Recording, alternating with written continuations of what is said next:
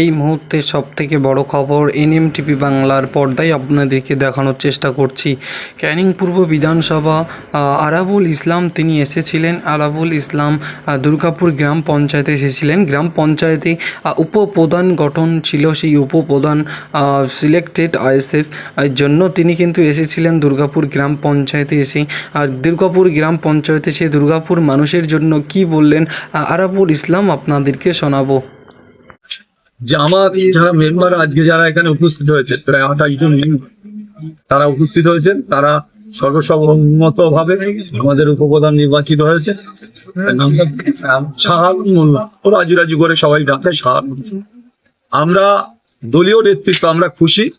আমরা একটা কথা আপনারা জানেন, আমাদের নেতা হচ্ছে নওশাদ সিদ্দিকী, আব্বাস সিদ্দিকী, তাদের নির্দেশে আমাদের এই আইএসএফ দলটা চলে। আমরা ভাইজানদের নির্দেশ আদেশ মেনে আমাদের শাহাবুদ্দিন সাহেব আমাদের অত্যন্ত প্রিয়, উনিও ফুরফুরা শরীফে এনাদের নিয়ে কথা বলেছেন গিয়ে।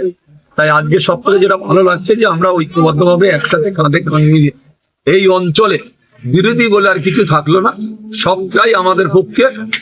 আর কাজ করার দিকটা আমাদের সব থেকে আমাদের সুবিধা হয়েছে, যেহেতু প্রধান ম্যাডাম রয়েছে, উনি ওনার জায়গাটা ঠিকই আছেন। আমরা কোনোভাবে উনি ভালো কাজ করেছেন বিগত দিনে, সেই কারণে উনি ওনার জায়গাটা ঠিক আছে।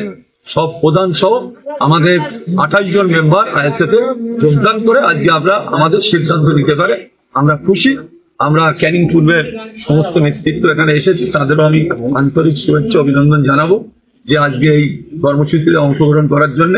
তাই একটা কথা মনে রাখতে হবে যে আমরা সবাই একটা দলে ছিলাম, একটা দলে এসেছি, তাই বলে যে আমরা কাজের ক্ষেত্রে না, আমরা মানুষের জন্য, মানুষের কাজের জন্য, মানুষ পিছিয়ে পড়া মানুষের জন্য এই পঞ্চায়েত, আমরা ন্যায় পঞ্চায়েত চাই।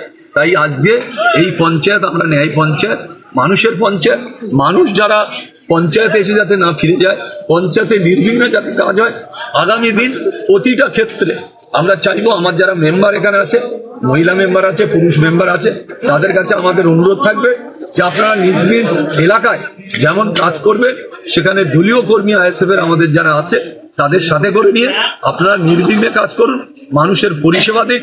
আগামী দিনে এই পরিষেবা পেয়ে মানুষ যেন বুঝতে পারে যে আইএসএফ এর সংগঠনের কতটা গুরুত্ব, কতটা মর্যাদা, কতটা এই মানুষ আইএসএফ কে গ্রহণ করেছে, সেটা আগামী দিনে কাজের মধ্যে দিয়ে বোঝায়।